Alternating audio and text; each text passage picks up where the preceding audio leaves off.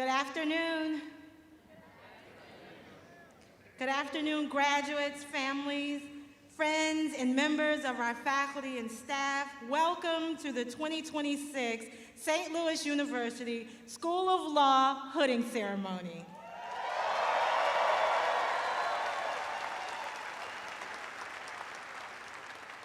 To start this ceremony with an invocation, please welcome Janelle Esker. Janelle serves as the School of Law Registrar. She holds a Master's of Divinity from the Aquinas Institute of Theology. Janelle?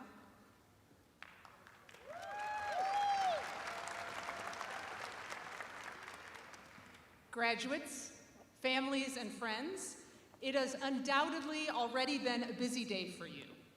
Navigating St. Louis traffic, last-minute gown ironing, figuring out how to manage one's hair under these delightful but rather odd hats. So let's take a moment of quiet to pause from all the activity and be still, remembering that we are in the presence of the one who has created us and loves each one of us profoundly. Creator God, we thank you for gathering us to celebrate the accomplishments of our graduates. You have seen their years of labor, their long nights, their moments of self-doubt, and their hard-earned successes. You have surrounded them with family who have walked beside them, friends who have listened to them, teachers and staff who have guided them. Through all these people, you have poured out your love on these graduates. You have gifted them with new perspectives, challenging ideas, and opportunities to serve those most in need. Through all these experiences, you have poured out your love on these graduates. You have guided them to this moment of exciting careers, fresh starts, and new relationships. Through all these opportunities, you have poured out your love on these graduates. Help us all to know, without question, how deeply you love us, and teach us to share your love so freely with others. Bless our gathering today with deep joy and gratitude as these, your beloved children, go out to be people for others.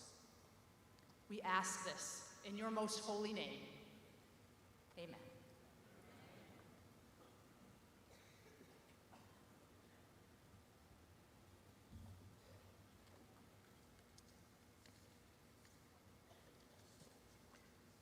Thank you, Janelle. My name is Twinette Johnson, and I have the privilege and honor of serving as Dean of this remarkable institution.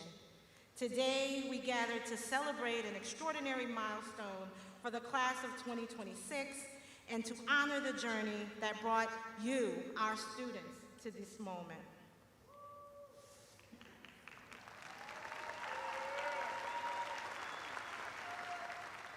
This day is special for many reasons. It marks the culmination of years of sacrifice, perseverance, and hope. It marks a moment filled with pride, gratitude, and possibility. And for all of us at SLU Law, it is also deeply meaningful. It is meaningful to us because you chose us. You chose St. Louis University School of Law. You trusted us with this important journey in your professional and, dare I say, personal lives. You trusted us on your journey to becoming a lawyer. You trusted us to teach you, to challenge you, to support you, and to help form you into lawyers and leaders, principled, justice-minded leaders who will go into communities all across St. Louis, this state, this region, this country, and this world. And you will go to these places and you will make differences in those communities using the skills and education you learned here. To prepare you for a life of leading in lawyering is a responsibility that we, the faculty and staff at St. Louis University School of Law, never take lightly. And behind every graduate here today stands a community of people who helped make this possible. Look around, graduates. See your family members who encouraged you through difficult days.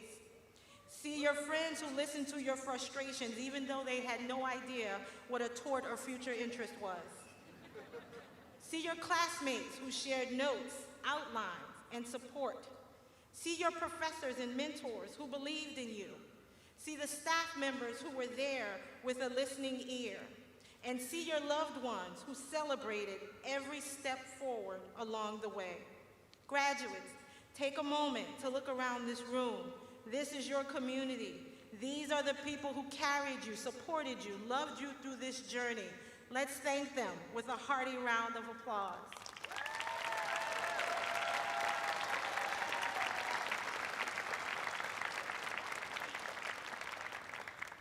The degrees we celebrate today are hard-earned and deeply deserved. This class, each and every one of you, is remarkable, not only for your academic accomplishments, but for who you are and how you have chosen to serve. Throughout your time at this law school, you have championed justice through clinics, through your journal work, through your advocacy work, through public service, and your care for your neighbors and communities in times of great need. You have demonstrated scholarship that not simply as an academic pursuit, but as a tool for service and change. That commitment reflects the mission of this institution. At School of Law, we believe in producing not only skilled lawyers, but compassionate leaders. We believe in service, in uplifting others, and in using law as a force for good. And now you, graduates, join us in carrying that mission forward. 3 or 4 years ago, you came to St. Louis University School of Law. After today, you will come from St. Louis University School of Law. You are part of this community forever, and that means something. It means that wherever you go, you carry with you a commitment to justice, to integrity, and to serving others with dignity and compassion. And it also means knowing that this law school community will always be here for you. We are cheering for you, we are supporting you, and we are welcoming you back to your law school home always as one of our own. As lawyers, your words will matter. Your advocacy will matter. The way you show up for your clients, your colleagues, and your communities will matter. When the world is asking difficult questions and communities are looking for leadership, you, the St. Louis University School of Law graduate, will be there. You are the ones who will help others navigate uncertainty. You are the ones who will stand up for fairness and dignity. You are the ones who will champion justice in courtrooms, boardrooms, classrooms, and neighborhoods. So today, we release you into the world with great pride and with great hope. Walk boldly into this profession, grounded in what you have learned here, not only from textbooks and lectures, but from service, from community, and from one another. Carry forward the mission of this institution to uplift others, seek justice, and to lead with compassion and courage. It has been an honor to walk alongside you on this journey. We can't wait to see the lives you will touch, the communities you will strengthen, and the good you will bring to this world. Congratulations, class of 2026. You have made us proud.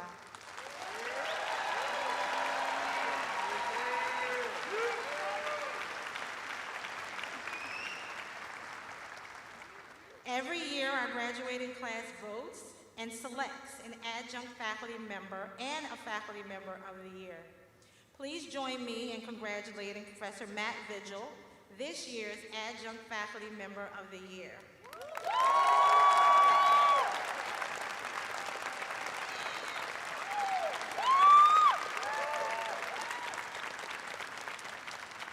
Professor Vigil is the staff attorney in the School of Law Legal Clinics, and he also serves as an adjunct professor. He is also an alumnus, as he graduated from School of Law in 2011. In addition to his work at the legal clinics at School of Law, he has also served in the Missouri State Public Defender's Clayton Trial Office, where he was part of the Commitment Defense Unit and the Capital Litigation Unit. He teaches and supervises in the public interest and criminal defense field placement programs. One more time, Professor Matt Vigil, please stand and be welcome.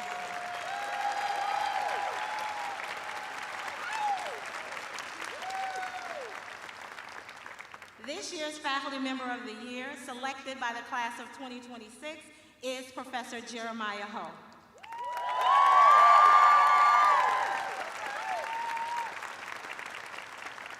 Professor Ho joined School of Law in 2023 from the University of Massachusetts School of Law, where his students had previously awarded him Professor of the Year, a record 6 times consecutively.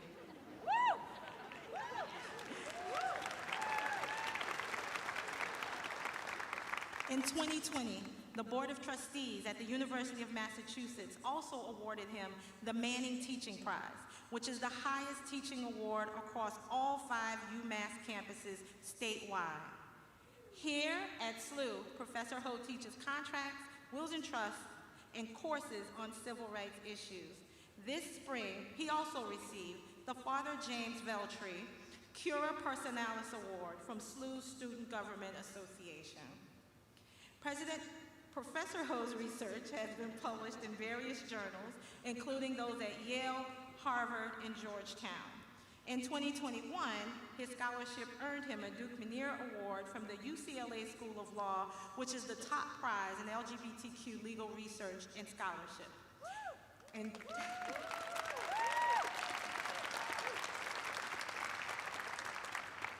And just last year, his scholarship also received a SLU Scholarly Works Award from the university faculty. Besides his teaching and writing, Professor Ho currently serves as the law school's interim associate dean of research and engagement. Please welcome Professor Ho to the podium.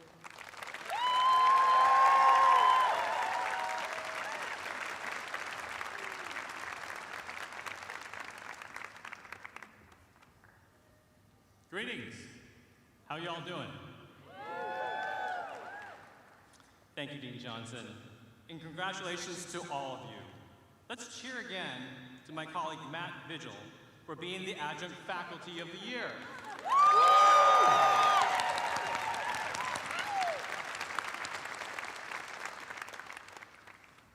I've never had the chance to be face-to-face with an entire graduating class like this. So maybe it's a sign of the times, but I'd like to conduct an exit poll. Ready? Raise your hand if you hated being called on in law school. Come on now, be honest. Don't worry, we won't take your diplomas away. That would be awkward. Well, that's good to know. Thank you for participating. That was as invigorating as it was disturbing. So let me tell you a secret. As a law student, I hated being called on to. In fact, for a while at the very beginning, I was deathly fearful of it. During the start of the first year, I would sit in the side of the lecture hall, hiding with a baseball cap on, hoping not to get called on, trying not to make eye contact with your professors when they posed questions. You know what I mean. All this fear was coming from the summer before when I researched what it was like being a law student. I'd read all sorts of things about the Socratic classroom method, typically horror stories on how badly things went for poor, unsuspecting students.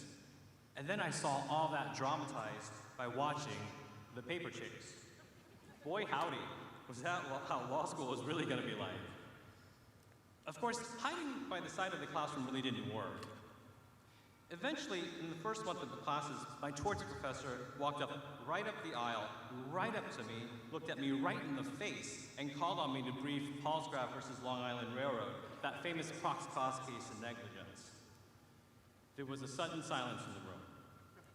I remember her locking eyes with mine as if death itself was staring straight at me in the face, and she was waiting and waiting and waiting, and I was so scared that instead of reciting the facts of the case, I choked and said, "Sorry, no English." And it worked.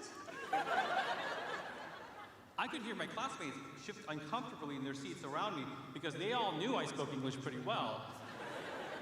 But the professor, she didn't know me yet, and so she looked at me quizzically, unsure if this was true or not. And then she miraculously moved on to her next victim.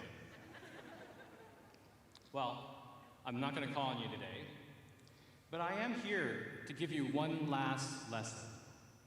One more lesson in the law as far as this school is concerned. You thought you were done, right? Well, this last lesson is about what happens when the cold calling is a thing of the past. Know your agency. You bring law to life, and not the other way around. What do I mean by this? The weight of this moment, the gravity and pageantry of this well-earned, well-deserved moment can easily obscure the vision of yourself as someone imbued with the knowledge, skills, and discernment for understanding what the law is and your specific job in furthering its existence and legitimacy. Instead, you are now being inducted into the profession. You are furthering your place as what appears like priests in that proverbial temple. The system that opened up to you 3 or 4 years ago is now bringing you further along. But that is not the law. Later on, after all this pomp and circumstance has vanished, the focus might be on buying barristers' bookcases, campaigning to be on the top 30 lawyers list under 30, white shoe firms, and making partner. All those things that further represent the profession, but not the law itself. None of that really is the law. That's legal culture. And the sooner you understand this and are able to make that separation, the better. Law culture has a bright sheen of superficiality, and that's partially by design, to create hierarchy and to exclude within and beyond the profession. It can zap your agency and power. Don't get trapped by it. This moment is to mark an important milestone in your development, but not to signal that you're better than anyone else.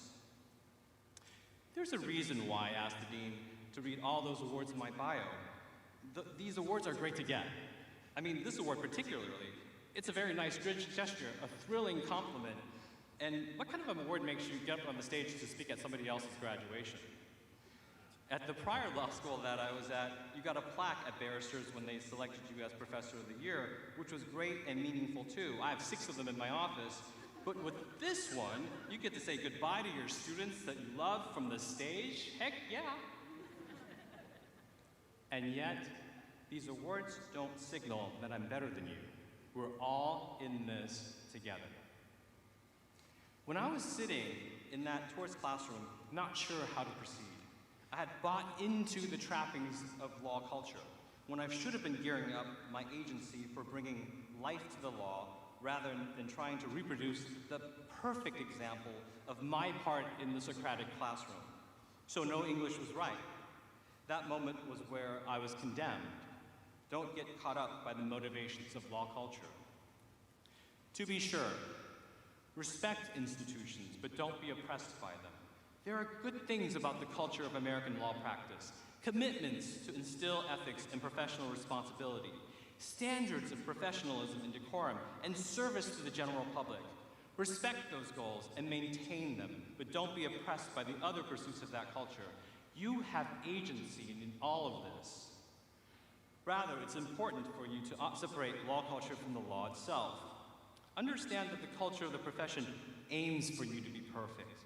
That's the hierarchy being built. But the conceit is that there's always someone else you're chasing after. Someone else perceived as better than you, that you're trying to beat. Or sometimes as an overly idealistic version of yourself that will never exist. That's where the imposter syndrome comes in. So be watchful. You're never as good as they say you are.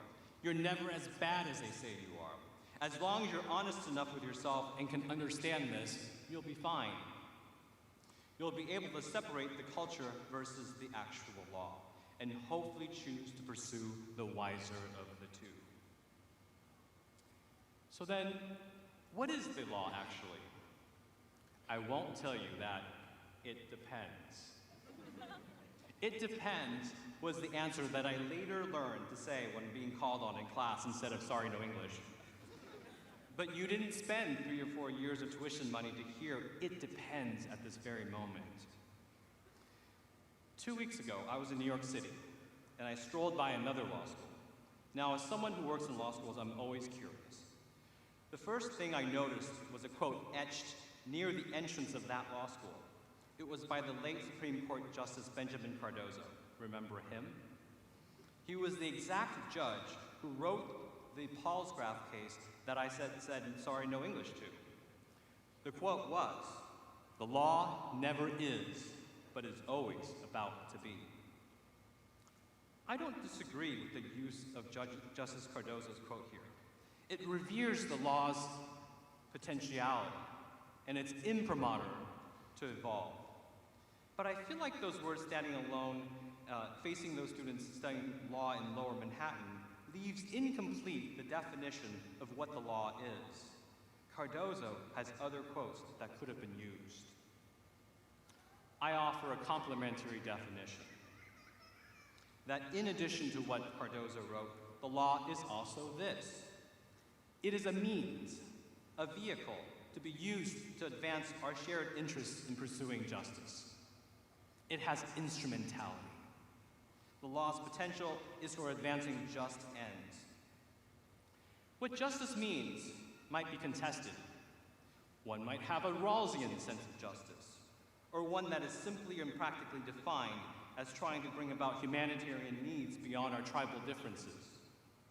Here at SLU, justice could be appropriately dialed toward the Ignatian way of proceeding, finding freedom to become the person we're meant to be, to love and accept love, to make good, prudent decisions, and to experience the beauty of creation in the mystery of God's love.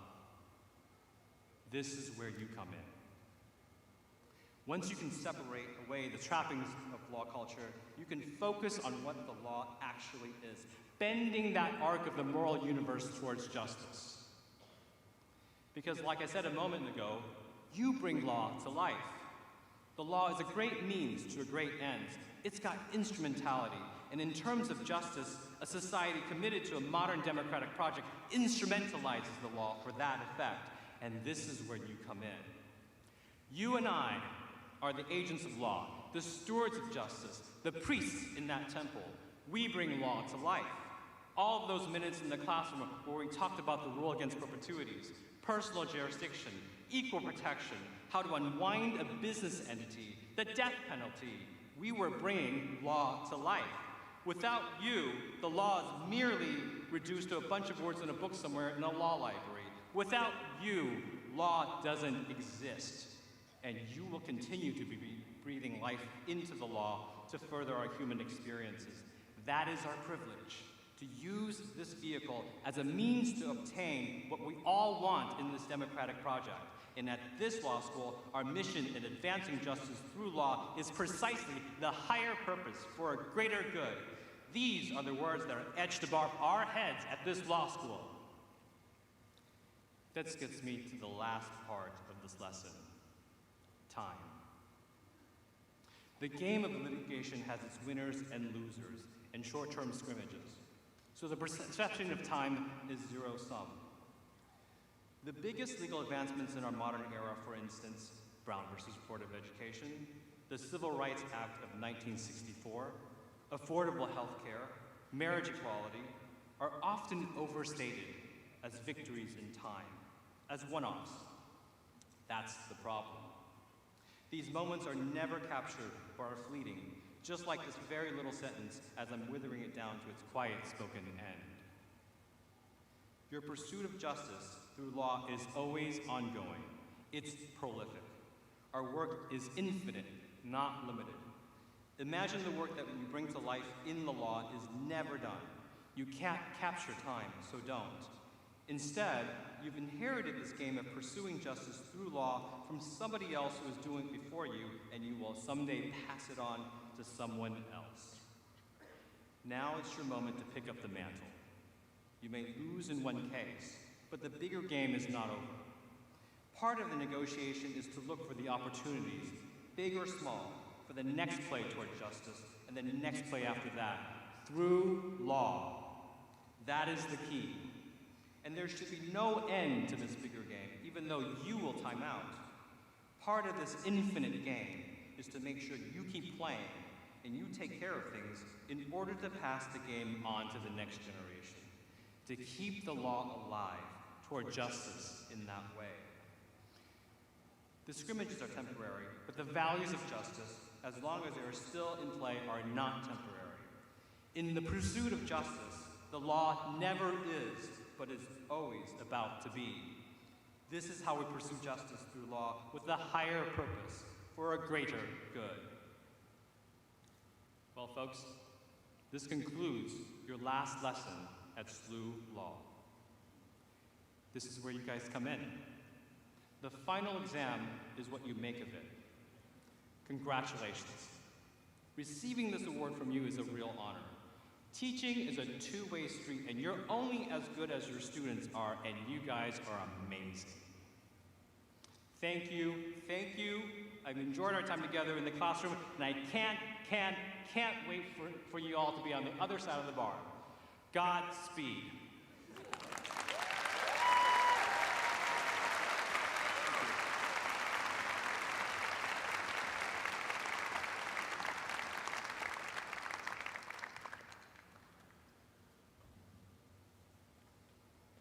Thank you, Professor Ho.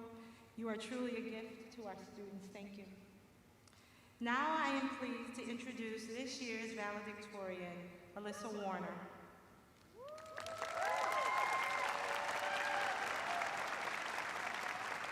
Alyssa was born and raised in New Jersey. She graduated with her bachelor's degree in integrated science from Northwestern University in 2003. She then continued her education, earning her PhD in biomedical science with a focus on pulmonary hypertension from the University of California, San Diego, and earned that degree in 2009. After graduating, Alyssa was a postdoctoral fellow at the National Institute of Health in Bethesda, Maryland, studying fruit fly social behavior. Prior to starting School of Law in August of 2023, Alyssa worked for a contracting company working in federal health and science policy and communications. While at SLU, Alyssa authored a paper as part of her climate change seminar, Patents for the Planet, discussing how intellectual property law can be used to advance climate change policy that is to be published in the National Resources Journal out of the University of New Mexico. And while in law school, Alyssa became addicted to contra dancing, which is an American folk dance and growing plants. After graduation, Alyssa will be taking the Colorado bar exam in July of 2026. Please welcome Alyssa Warner to the podium.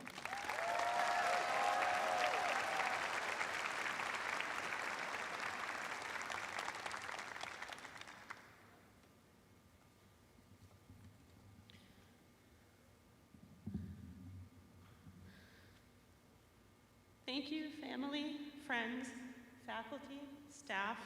It is an honor to be here today. Today, for the first time in 2.5 years, I checked my grades.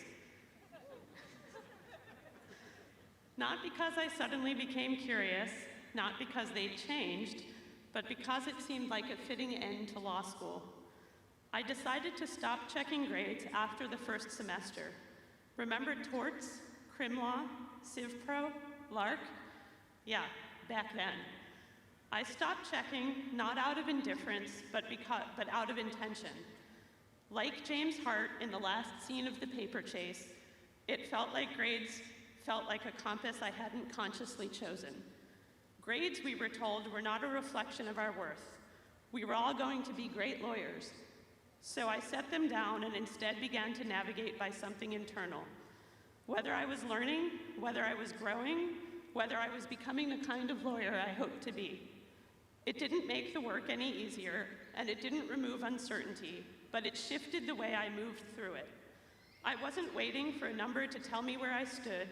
I was paying attention to the steps themselves, choosing a different rhythm, and trusting that if I stayed engaged, I would end up where I needed to be. My choice to not check grades is not a prescription, it's a story. And like every story here today, it's just one path across a much larger floor. At times, law school felt like chasing a distant star. It asked a lot of us. It asked us to think harder, read closer, speak more precisely. It asked us to hold complexity without rushing to resolve it. It asked us to keep going even when we weren't entirely sure where the next turn would lead. There were moments when we felt like we were being pulled in every direction at once. Deadlines closing in, expectations rising, and what exactly does adjustum generis mean? And do we have to know how to pronounce it for the test? Who knows? At times, we had to circle left, a little wiser after we'd circled right, not because we'd failed, but because that's how we found the stronger argument. We made it through cold calls and long nights, through outlines that seemed to stretch on forever. SLU taught us how to balance competing demands and how to swing back when things didn't go as planned. We learned the importance of the freedom of inquiry and respect for each person's dignity. We learned to listen and to respond with intention, and we learned how some of the most marginalized groups can have a voice through our advocacy. Through all of that, we found our balance. Each of us made choices about how we would move through this experience. Some of us tracked every number, every rank, every quiz. Some of us focused elsewhere. Some of us balanced school with families, with jobs, with responsibilities that don't pause for exams. Some of us found our footing early, others after a few unexpected turns. None of those paths are more correct than others. They're simply different ways of navigating the same space. And that matters because the work ahead of us will not come with a single set of instructions. As lawyers, we will be asked to do hard things. Intellectually hard, ethically hard, humanly hard. We will be asked to stand beside people in moments of uncertainty, to make arguments when the outcome is not guaranteed, to make decisions when the options are all imperfect, to hold tension, to adapt, to keep moving even when the music changes. There will be times when the path forward feels clear and structured. There will be times when the path will be on the diagonal rather than forward or back. And there will be times when it feels like we're finding our way in real time. Responding, adjusting, trusting the next step will reveal itself in good time. External markers of success may or may not be apparent. In those moments, there may not be a single right way to proceed. There will only be your way. But even as we chart our own course, independence does not mean drifting without anchors. For me, choosing not to check my grades wasn't abandoning structure altogether. I put up guardrails. As Dean Barris can tell you, I worked with the Office of Student Services to put up safety nets. They would let me know if I had fallen short or if something required my attention. That balance, freedom within a framework, made it possible to move forward with both confidence and accountability. The same will be true in our careers. We will be required to make judgment calls, often without a clear script, but that doesn't mean we do it alone. Stay connected to other attorneys, other peers, learning from their experience, and reaching out to them when we need to. Those are the professional guardrails that steady our direction, helping us move with purpose rather than uncertainty. So the question is not whether you can do hard things. You already have. The question is how we will choose to do them. Will we measure success by external markers or by something internal? Will you move quickly, more cautiously, take the familiar route, or follow the thread of something that feels more uncertain? Well, it depends. There is space for all of it, and we will need all of it. What I learned, not checking my grades and still arriving here, is that progress doesn't always look the way we expect. Sometimes it's quieter, sometimes it's less visible, but it is no less real. We are stepping into a profession that requires both precision and humanity. It requires us to be rigorous, but also responsive, to advocate, but also to listen, to know when to lead and when to follow. If we can carry forward even a fraction of what we've practiced here, focus, resilience, curiosity, adaptability, then we are more prepared than we might think. Today is not just an ending, it's a transition, a shift in formation. We step forward, perhaps not in perfect unison, but in a shared understanding that we've done something difficult and that we are capable of doing what comes next. That will look different for each of us. Whatever path you choose, however you choose to move through it, I hope you trust that choice. I hope you stay open to the turns you didn't plan for. And I hope when the pace changes, as it inevitably will, you remember that you already know how to find your footing. Congratulations, class of 2026. The world is waiting for our arguments. Let's make them count.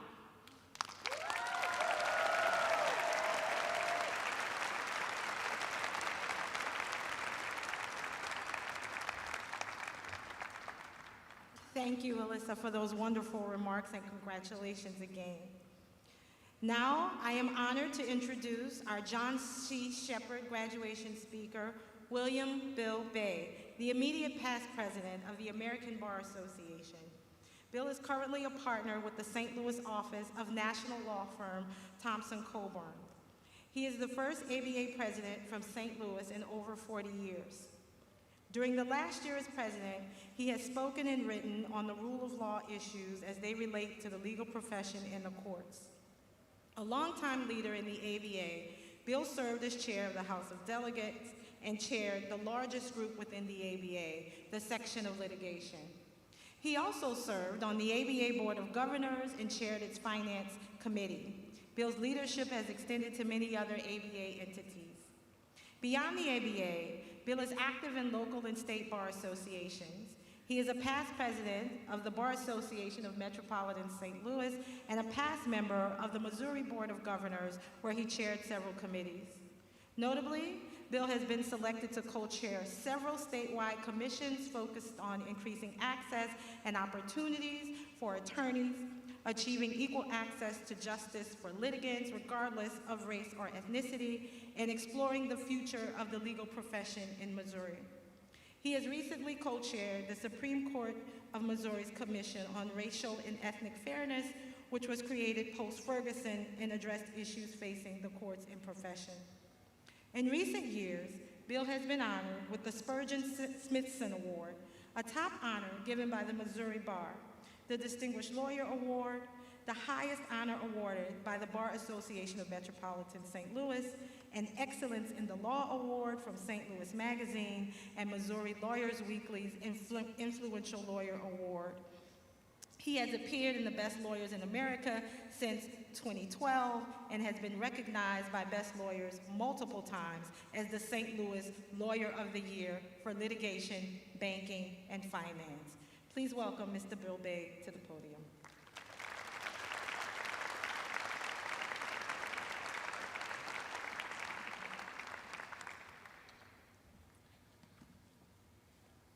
I'm not sure who that guy is, but he's not here, but I'm here. It's an honor to be here with you as we celebrate really the 2026 class of St. Louis University Law School. You are about to join a profession that since the founding of our republic has been called upon to lead. It's a special moment. Everything you've experienced in school, at home, and in your communities has prepared you for this time. And the adventure begins tomorrow. Or better said, the adventure resumes, but in a different direction. Because tomorrow you go out in the world for the first time with a law degree. I know the bar exam is ahead, but by the end of July, that'll be in the rearview mirror. I especially liked it when you proceeded this morning. People from the crowd were cheering. It was a great moment. I want to take a few moments to say a special word about those of you who are here to support each graduate. Each person in the 2026 class is a son, daughter, spouse, parent, relative, or friend of someone here. This is a moment you will always remember. It takes a team effort to get here, and that team includes family and friends. My wife had a small Post-it on the bulletin board in her office, which I think really speaks to this moment. She had written on it, "Prepare the child for the road, not the road for the child." It is something she believed in. I suspect you do as well. Thank you for all you have done to prepare each graduate for the road ahead. It's never easy. I am sure there were unexpected detours and turns along the way. There always are. But you have been a presence in their lives, supported them. Now you have the privilege to see them accomplish their dream of graduating from law school. On behalf of the profession they are about to join, thank you. Thank you to Dean Johnson for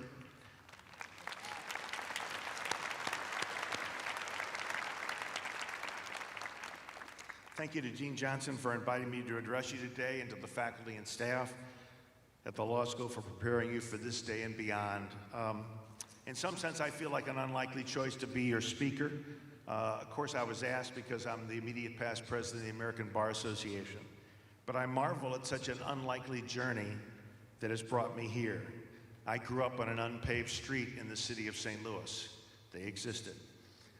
No one in my family was a lawyer, and yet here I am.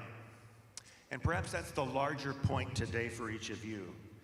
It's been a unique journey for each of you to arrive at this place. You have a story to tell that is yours alone. It is a story whose next chapter you will begin to write tomorrow. The connections you will make, the choices you have made and will be asked to make, the kind of person you will choose to be, these will define your story and the direction of your life and career. As I got ready for speaking today, I was beginning to recall my own law school experience, which was much different. When I arrived there many years ago, it was my first time to leave home. I knew no one. I was a stranger in a strange place. And my classmates were, in a word, different. Our experiences and perspectives varied widely. They were from places I'd never heard of, a place I'd never been. They were different races, ethnicities, genders, backgrounds. They were not even fans of the St. Louis sports teams that I loved. Maybe your experience here has been the same. But over time, I learned an important truth about my classmates. We shared one trait. We chose to be part of a profession and the law school we attended. And that connection made all the difference. When you walk out of here today, wherever you go, remember the connections you have made, the relationships you have developed with your classmates and the faculty. It will make a difference in your life, perhaps when you least expect it, but when you most need it. And that is what it means to be part of a profession. But a profession without purpose is not enough. Otherwise, it's just a club. Being part of the legal profession is so much more. We stand for something. As lawyers, we strive to make justice real. When you represent a client at their time of crisis, when you provide a helping hand to those in need, when you advocate for fairness and diversity, when you stand up for the voiceless, you will make justice real. When you treat a fellow lawyer with respect and are concerned about their well-being, when you support the rule of law, our judicial system, and those that serve there, you will make justice real. There's no better example, I think, of this than the work we do in the organized bar, and particularly the American Bar Association. Bar work gave me an opportunity to be part of local and national conversations about the profession. It broadened my view of the world and what I thought I knew from the perspective of my own backyard. I developed relationships that brought me here, friends that stand by me whatever life may throw at me. I learned if you want to make a difference, sometimes you have to do something different. The ABA gave me that opportunity. When you walk out of here today, let me encourage you to explore the world of your local and state bar, wherever you may be headed, and the ABA. It is part of the way you can work to make justice real. So, what's ahead? You're entering the profession at an important time. The future is uncertain. The news screams at us every day. It arouses our passions. It is hard but essential to maintain balance. The phrase rule of law seems to dominate the news of the day. So why is the rule of law so important? It is the rule of law that provides the guarantee of American freedom for the least powerful, the promise of equal justice for the most endangered, the protection of opportunity for the most vulnerable, and the security that safeguards our neighborhoods and communities. These are American values that have guided us for nearly 250 years. Across the country, the rule of law is being tested, not just in courtrooms, but in classrooms, state houses, and in the public discourse. There have been calls to impeach judges for their decisions, attacks on law firms for who they represent. Diversity is no longer something that is valued. Civic norms are eroding. Threats, retribution, and coarse language characterize how people treat those who disagree. This is not who we have been as a country. It is not who we have ever aspired to be. We risk becoming numb to it, but we must not. To be a nation of equality under law, we must treat everyone the way we would want to be treated. This is an important time for our profession and our country. There is so much that divides us, but I believe we must focus on what unites us. The rule of law is more important than our differences. That is why the ABA and bar associations throughout the U.S. and world have spoken on the rule of law. The ABA isn't to be for or against the administration. We strive to be the home for the profession, help lawyers be better. But we also defend constitutional principles when they're under threat.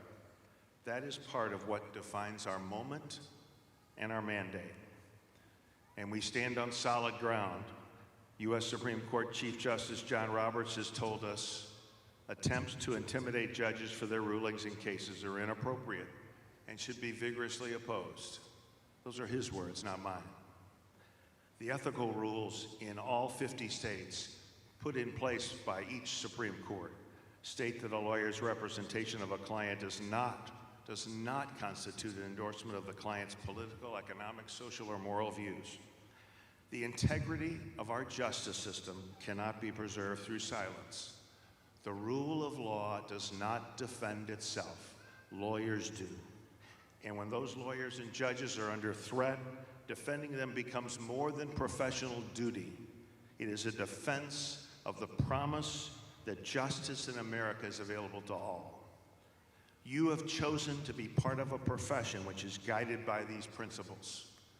We must tell others why the rule of law matters, why our courts matter, why what lawyers do matter. There may never be a perfect time to do something difficult, but there is never a wrong time to do what is right. Now is the time. So in these days of uncertainty and constant change, there are three choices each of you have made that you should never forget. Number one, you chose to be a part of the community here at St. Louis University Law School, a community first established in 1843. Even I wasn't alive then. It's a great heritage. Wherever you go, this place, the people sitting next to you right now, the connections and experiences you have shared together will always be an essential part of who you are. Don't ever underestimate that. Second, from this day forward, life will be different based on your choice to be a lawyer. But never forget, it is not all that you are. Life is more than the law and the work you do. Take care of yourself and your family. Wellness and balance in life are essential foundations of a satisfying life and career. You have made choices to invest your life in things that matter: faith, family, and friends. Never doubt the importance of these choices. They will matter most when you experience the joys of triumph and the anguish of tough moments. Third, remember that it's up to you to choose the kind of person and lawyer you want to be. Choose to be the best version of yourself. There's no better time than right now. I'm not suggesting it's easy. I fail often. You may as well. But each day presents a new opportunity to reset. So what else should you remember? I don't have to tell you that life is all about relationships. Conflict is part of that. We will disagree, but it will be important to disagree without being disagreeable. Learn to disagree better. We need that in our world now more than ever. Remember, what you say, the words you say, how you say it, and when you say it are a crucial part of any message. Choose wisely. Give people a second chance when they have disappointed you. It may not have been their best day. Be quick to forgive. There will be many wrongs, real and perceived, that you will endure. Never hesitate to say I'm sorry when needed. It has a power far beyond any argument you may make in court. Say yes to the opportunity to serve when it knocks on your door. That's an essential part of being part of a community wherever you live and practice. I am not suggesting there will not be difficult days in the practice. There will be. I am not saying you will never be weary of working hard. You will. I am not saying it will always be easy or that you will not face uncertainty or doubt. Of course you will.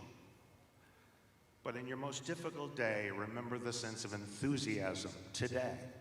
The day that you had for law on your best day. In my experience, it really helps.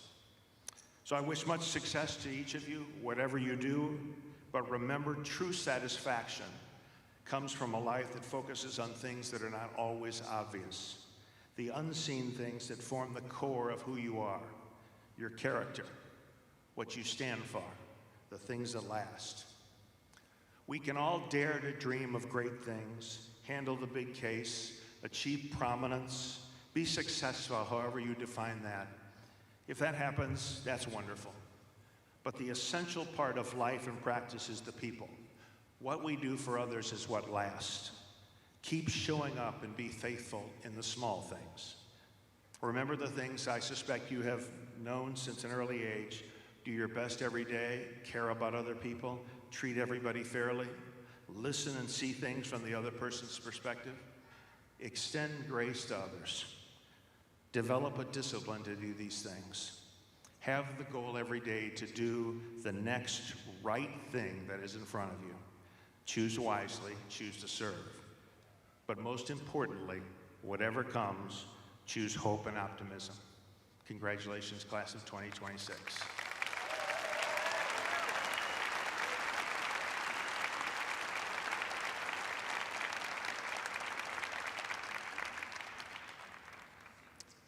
Thank you, Bill, for those inspiring words. We are so grateful and thankful to have you here with us today. Now the moment.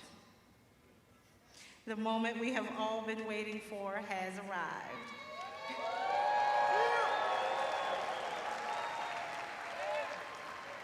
The moment when we recognize our graduates at this special hooding ceremony.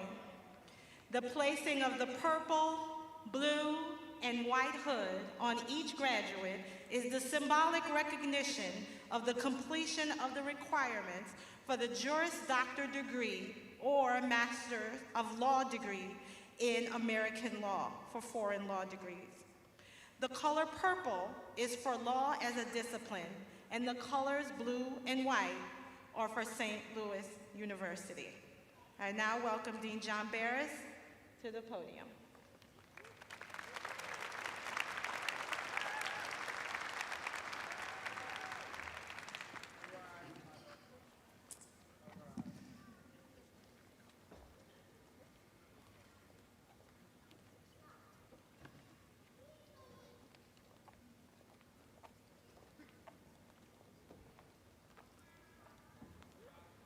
Good afternoon, everybody.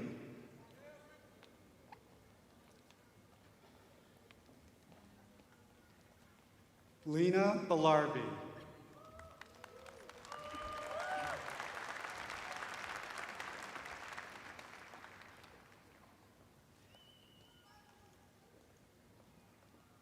Fariha Ahmed.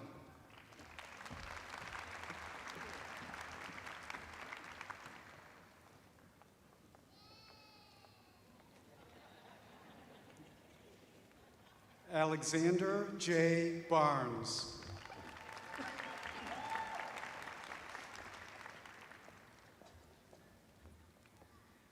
Jared L. Barnes.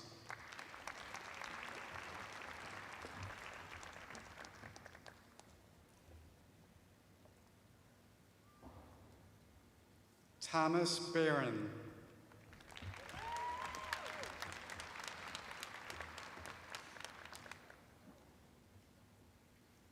Kelsey Linzel Bauer.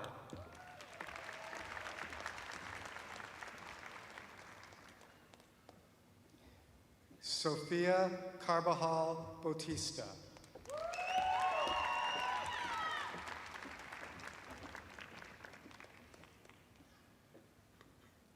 Mackenzie Elizabeth Beaver.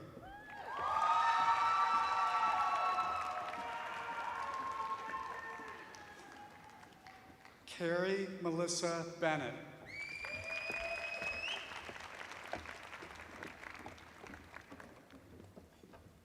Jacob Hendricks Benshoff.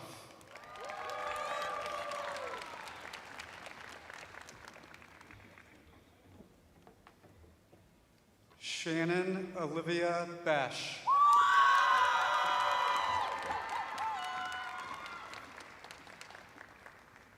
Zeal Ninesh Bhatt.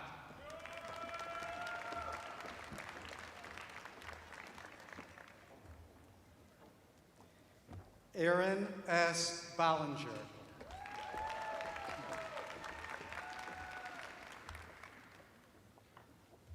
Lauren Michelle Bowers.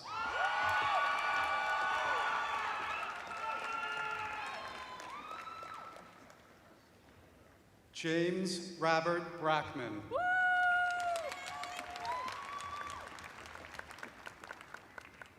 Jack Frederick Brogan.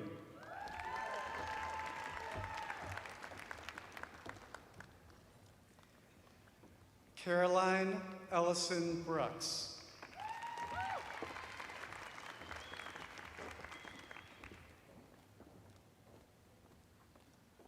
Aretha Brown.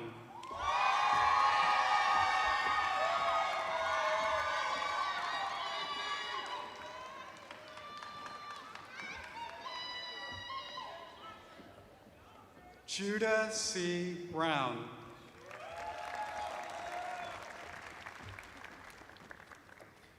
Riley Caitlin Brazil.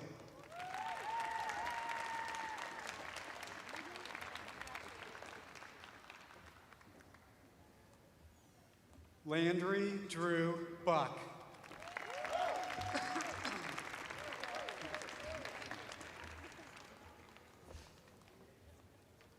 Francesca Marie Butler.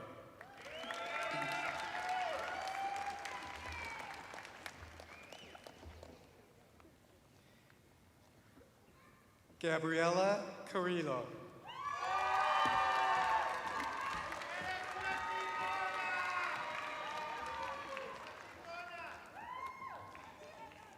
David Timothy Carruthers.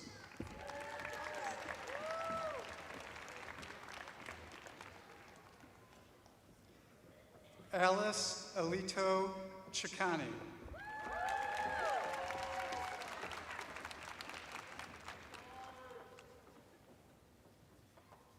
Jeremiah L. Clark.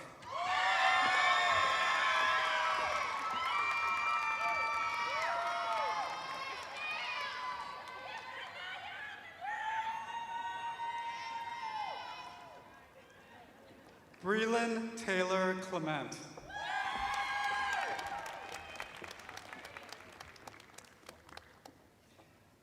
Emmeline Grace Cannell.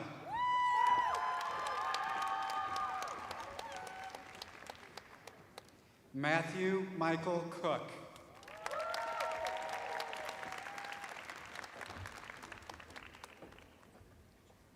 Maria E. Crenshaw.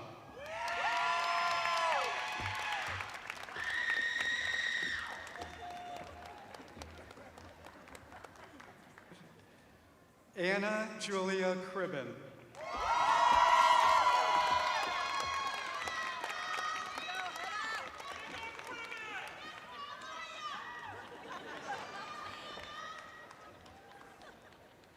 David William Dang.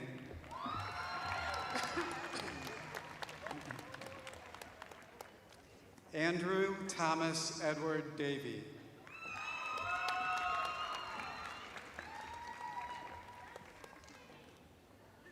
Taylor Addison Daggetts.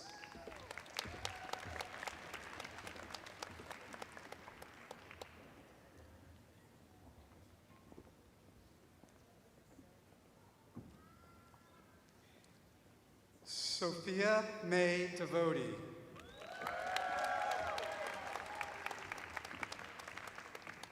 Vanessa Diaz Garcia.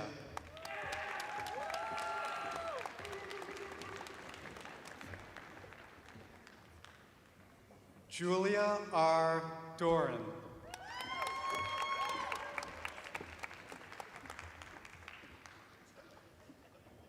Maria Fernanda Duran Garcia.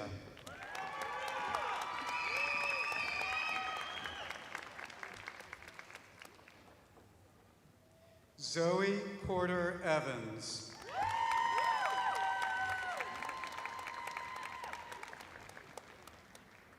Amy Farrell.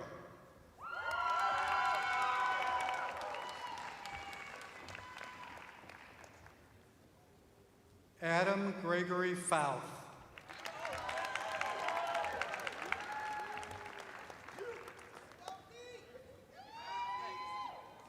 Annabelle G.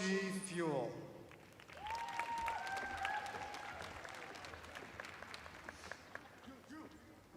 Alexander Joseph Forstow.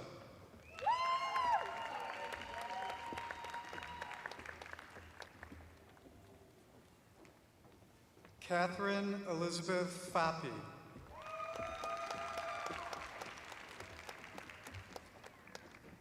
Adam P. Foster.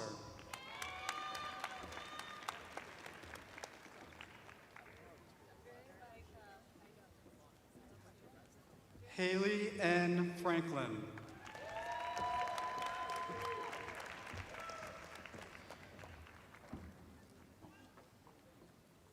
Danielle Gardner.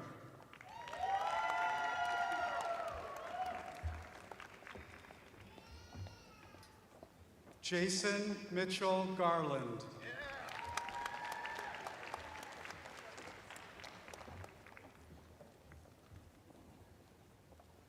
Meg Grace Gaxiola.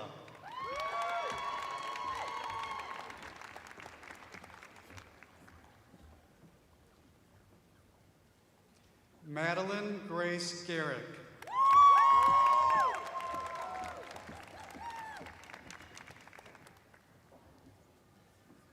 J. M. Gedden.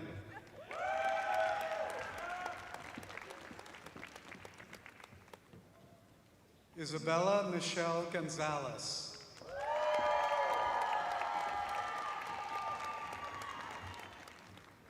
Emma Christine Goody.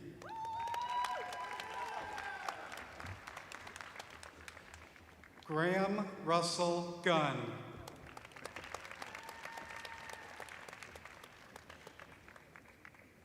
Sydney Danielle Harper.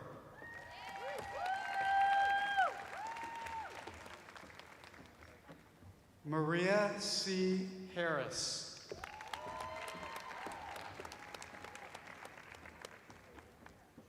Robert Thomas Hartwick.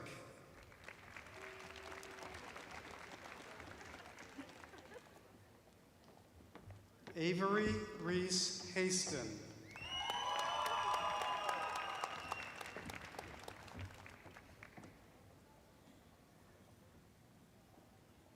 Elizabeth J. Hauser Haddock.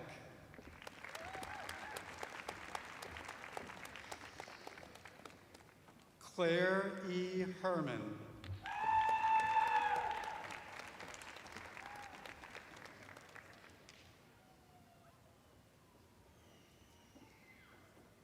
Kendra Lee Herrig.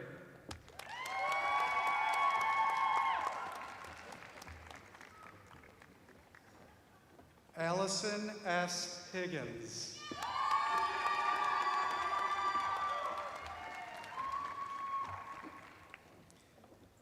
Abby Elizabeth Hofer.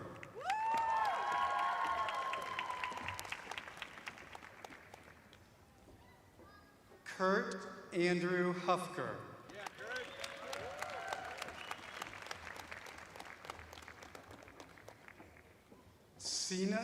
Sinam Shaheen Ijaz.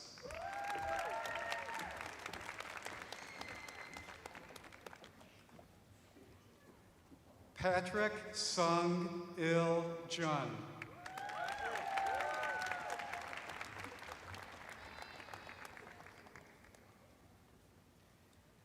Jian Haojin.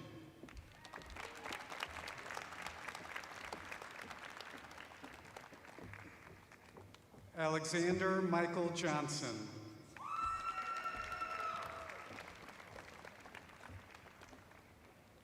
Hannah Mae Johnson.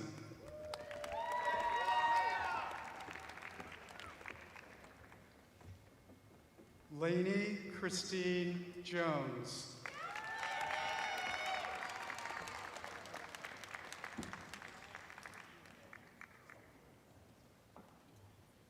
We'll do that again.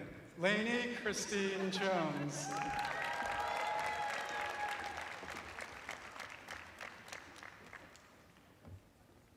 Sydney Elizabeth Justice.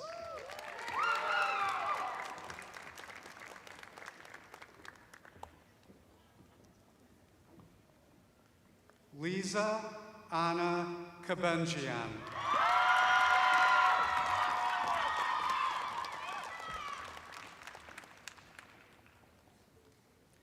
Erica Grace Calamares.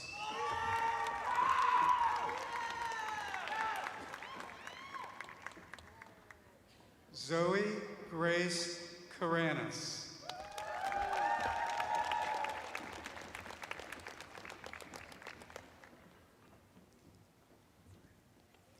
Alexandra Piana Kerr.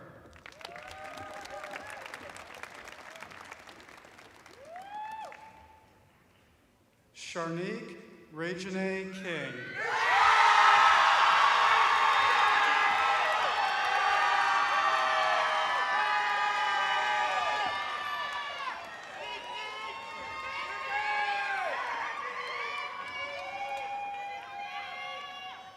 Rebecca Ann King.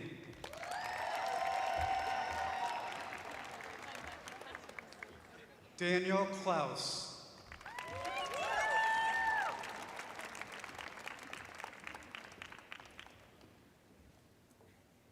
Hannah Rose Kornblum.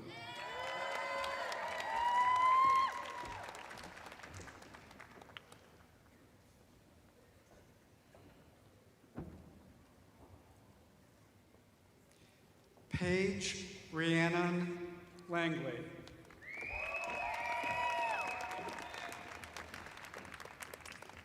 Francine Marie Lawler Shepherd.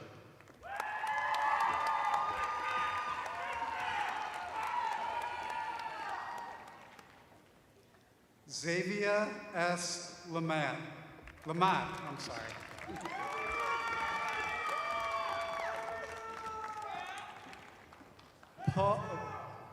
Paul Dennis Leeser Jr.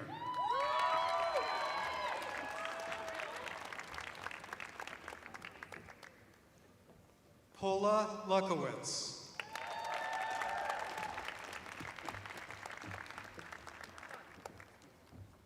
Mason Dean Lutz.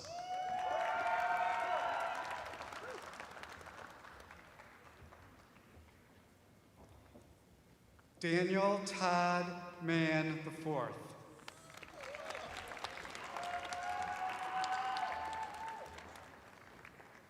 Miranda L. Martin.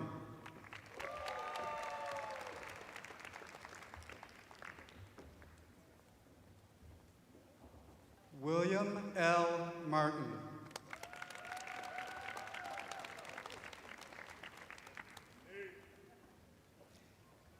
Alexandra Lee McKeithen.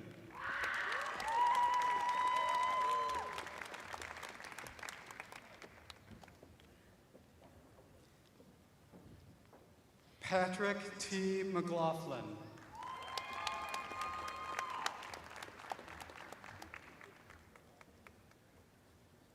Sydney Paige McNeese.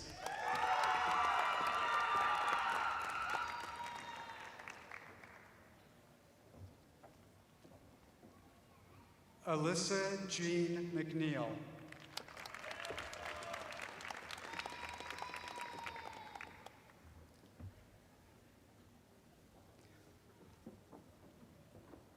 Austin McNeil.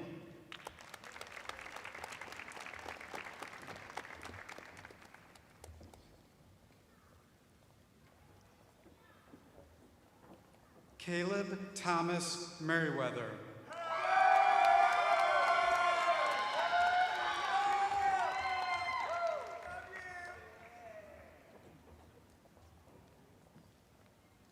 Casey Beverly Miller.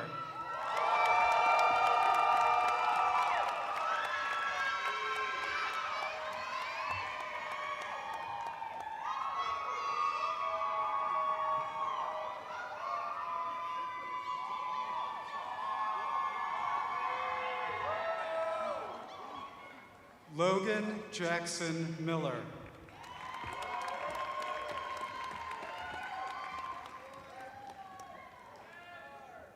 Tegan Marie Morio.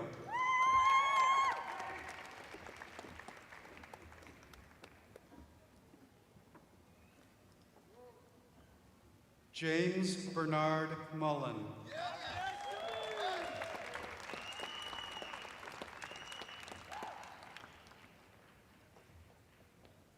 Nkiruka Obodochinu.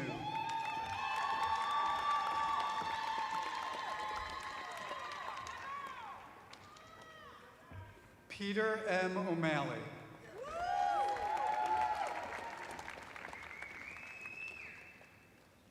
Sarah Rose Owen.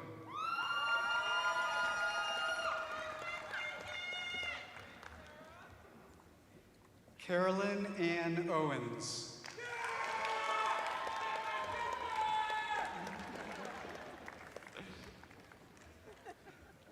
Ryan C. Parks.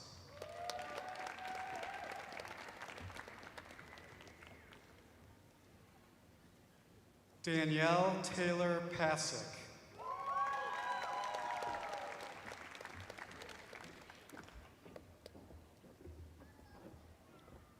Aiden A. Patterson.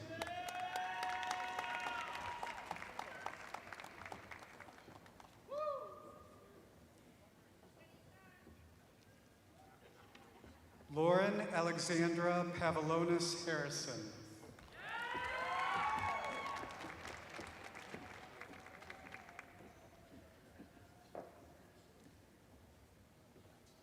Andrea Perez.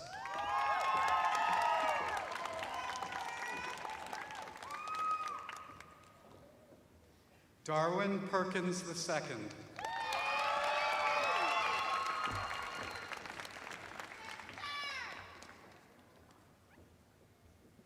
Veronica Anna Petronek.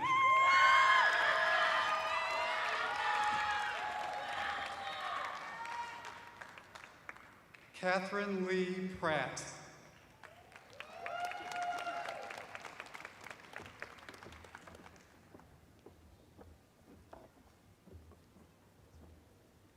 Sophia Elizabeth Pritchett.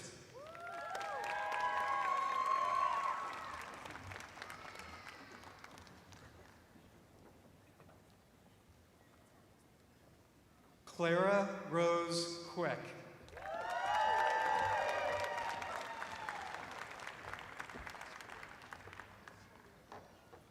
Kelsey Meyer Quinlan.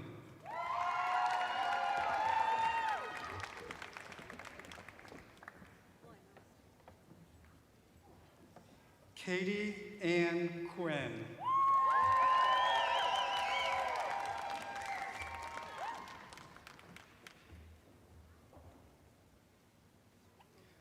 Mohammed Raja.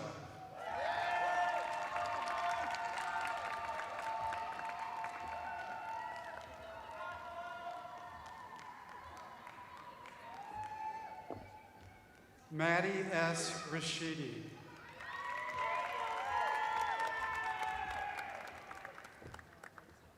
Ashley Marie Red.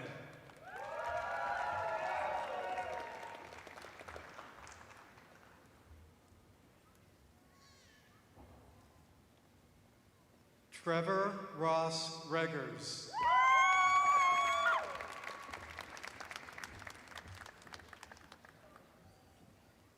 Emma Grace Robison.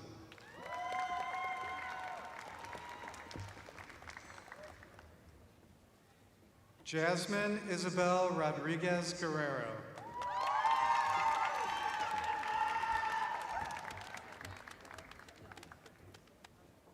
David William Rosen McGinnis.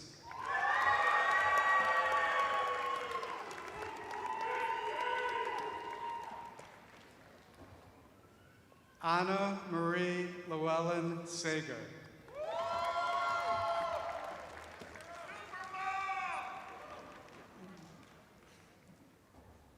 Megan C. Sally.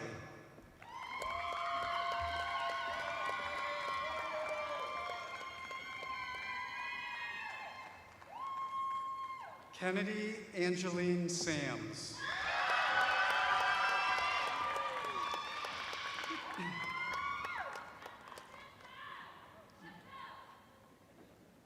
Hirsa Rachel Sarafian.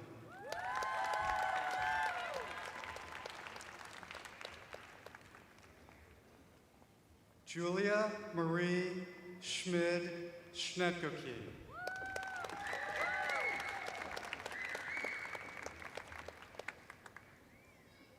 Linda Elise Schulte.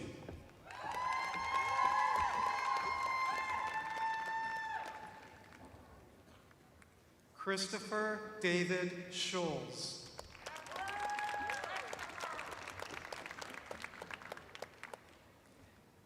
Kaylin McKell Searcy.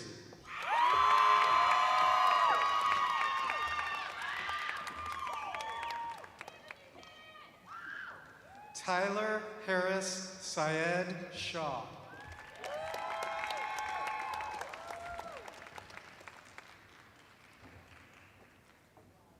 Donald Joseph Shaw III.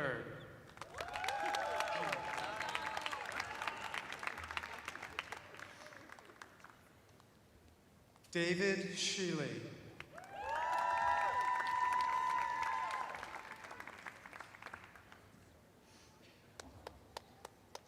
Nicholas Graham Shelton.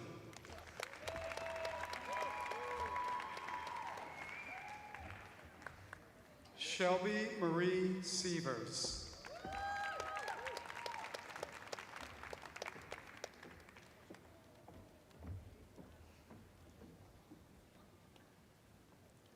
Alan Joseph Smith.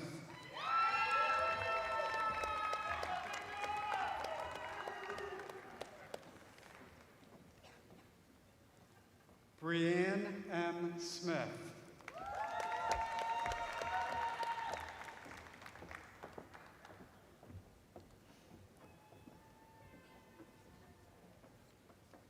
Corinne Elizabeth Renee Smith.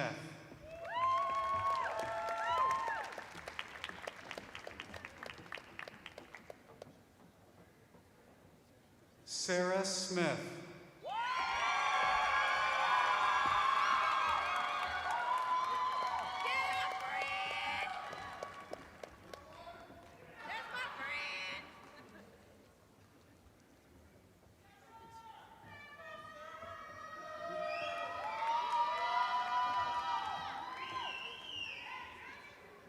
Ray Song.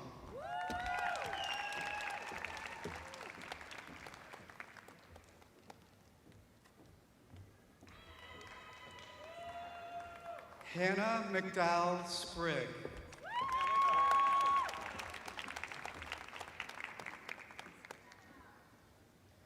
Olivia Ann Squilati.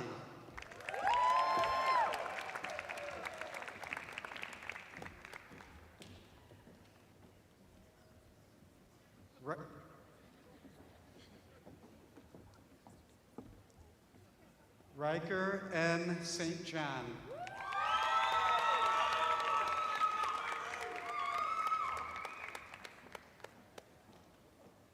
Hannah Marie Stark.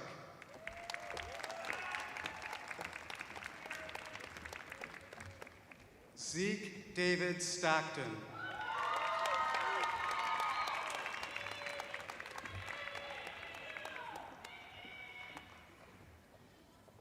Rachel Shimmick Stringfellow.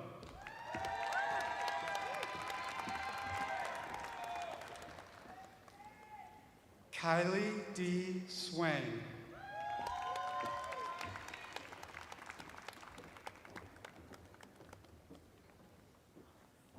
Olivia R. Syrup.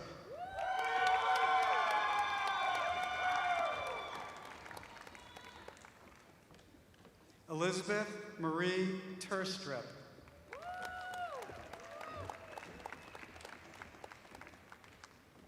Jillian Yvonne Tomlinson.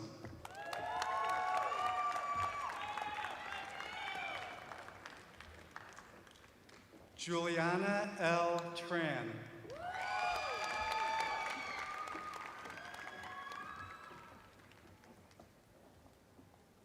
Cullen Chandler Brewer Trout.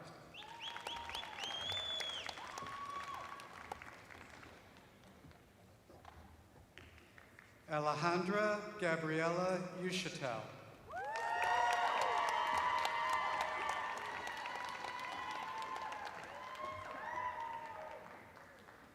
Caroline Elizabeth Fowler.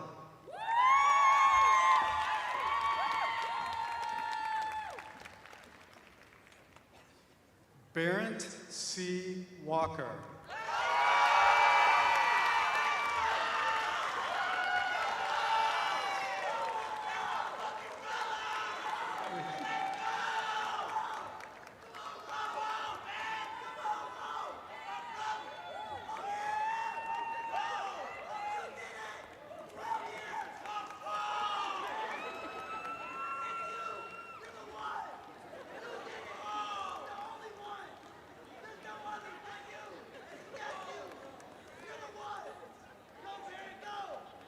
Justin P. Waller.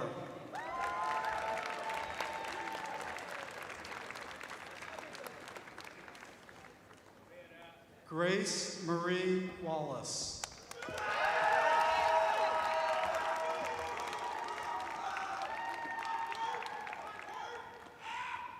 Anna Nicole Walsh.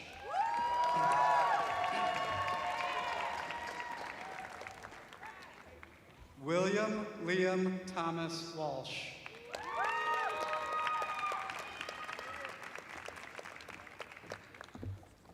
Alyssa Warner.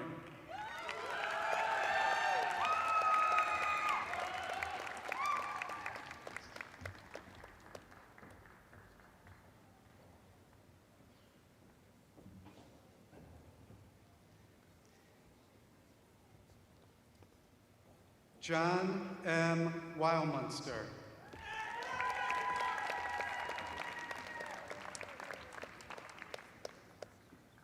Faith Kathleen Watley Blaine.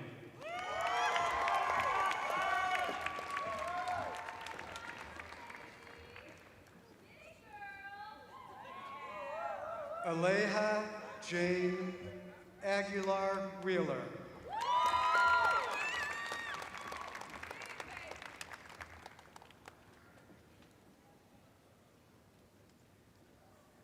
Ashley Nicole Winters.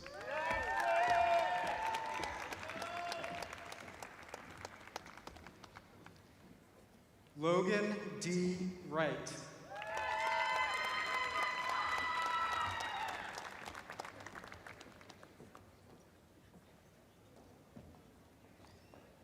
Andrew Bashar Zahir.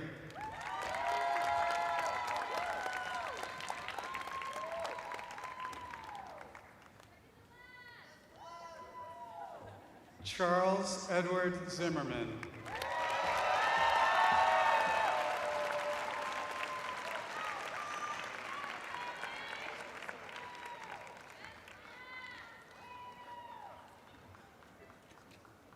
Congratulations to the class of 2026, St. Louis University School of Law graduates.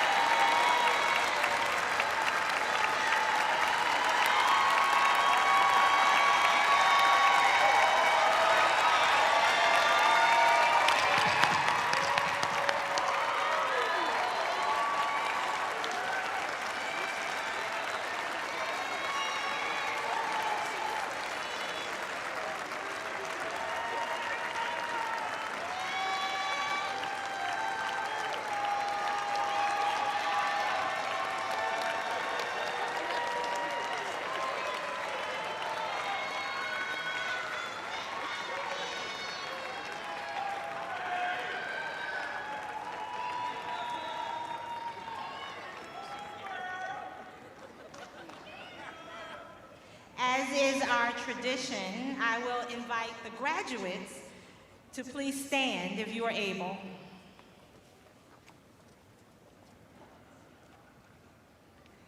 Ladies and gentlemen, friends, I present to you the members of the 2026 graduating class of St. Louis University School of Law.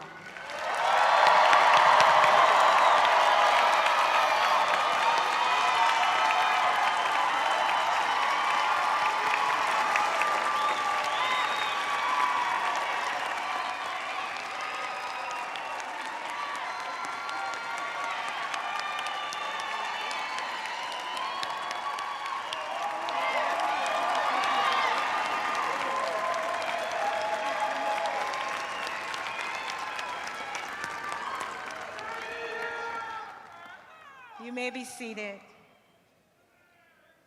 And yes, all of the applause are due. They are necessary to earn this degree is a very, very big deal. Congratulations to you all. Your hard work has paid off. And now, to conclude our ceremony, I would like to call Mary Pat McInnes, Dean of Career Services, to the podium to deliver the benediction.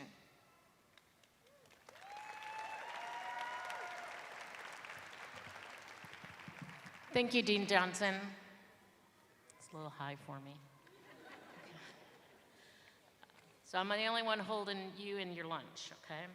So, dear graduates, families, family, friends, and all of you here who have supported your graduates on this journey. May the God who calls us to justice and mercy, who walks with the poor and lifts up the humble, bless you as you celebrate your achievements and continue on your legal journey. May you understand and appreciate the mantle of this responsibility so that you discern with clarity, argue with integrity, and serve with a heart formed by compassion. May the spirit of wisdom sharpen your mind so that you use your privilege not as a weapon, but as an instrument for the protection of the vulnerable. May you speak truth to power, defend the marginalized, and pursue the common good, even when that way is costly. Now, as you embark on your journey, remember the Jesuit Jesuit call to cura personalis, care for the whole person. Let your practice of law attend to persons, not merely procedures. Attend to dignity, not merely outcomes. Let the magis, the call to the greater good, guide your choices, seeking not the easiest reward, but the deeper service. And in times of doubt, may you find the clear light of right reason. And may you be sustained by your community, guided by your conscience, and renewed by acts of mercy. And now, may the Almighty God bless you, the Father who grounds your vocation, the Son who teaches justice and mercy, and the Holy Spirit who empowers your service. Go forth in peace and love for the labor of truth, equity, and love. Amen.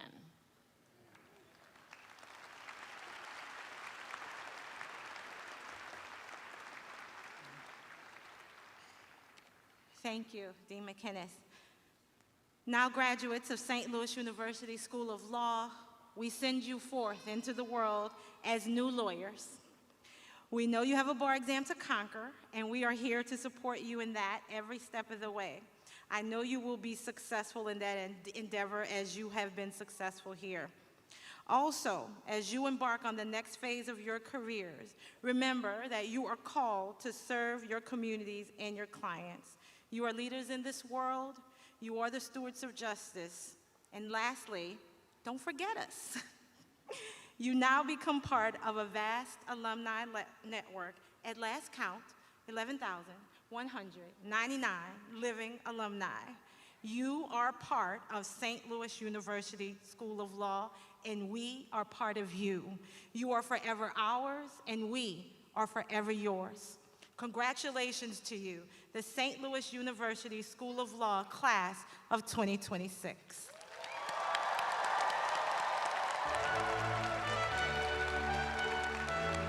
As the marshals take their place, I ask you all to remain seated for the recessional. Thank you.